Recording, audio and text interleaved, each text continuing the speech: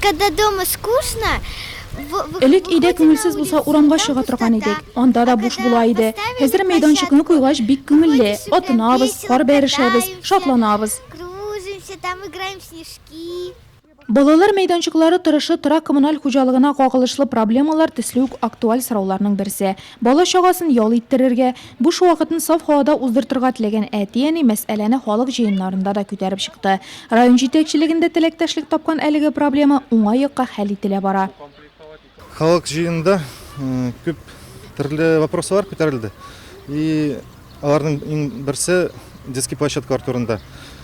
Безнең район җитәкчесе булышу белән быел мне улица Дружбы 70 куелды детская площадка, былтыр улица Советский дом 187 куелды детская площадка. Хәзер мне бу йортларында балалар уйный, балаларның көлке тавышлары бар. Шуның белән хәзер монда балаларга уйнарга булды инде.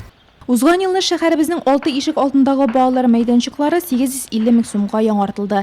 Гымадинов урамы 80-нче йорт янындагы балалар мәйданчыгында да бүген күзгә күренер әйберләр бар. Таушык, таган, карусель балаларны уйнарга чакырып тора. Элегрәк өлкәннәр балаларын шатландырыр өчен кулдан ясалган җайланмалар да кулланган. 2013 елда шәһәр бюджетыннан инде бу балалар мәйданчыкларында дополнительный малый активларны кую буенча планлаштырылган иде 1 миллион акча. Анда безнең Казан фирмасы ул конкурста атты һәм сентябрь ахырында, октябрь башында ул мәйданчыкларга оборудованиеларны урнаштырды инде. Шул 8 мәйданчыкта шәһәр буенча.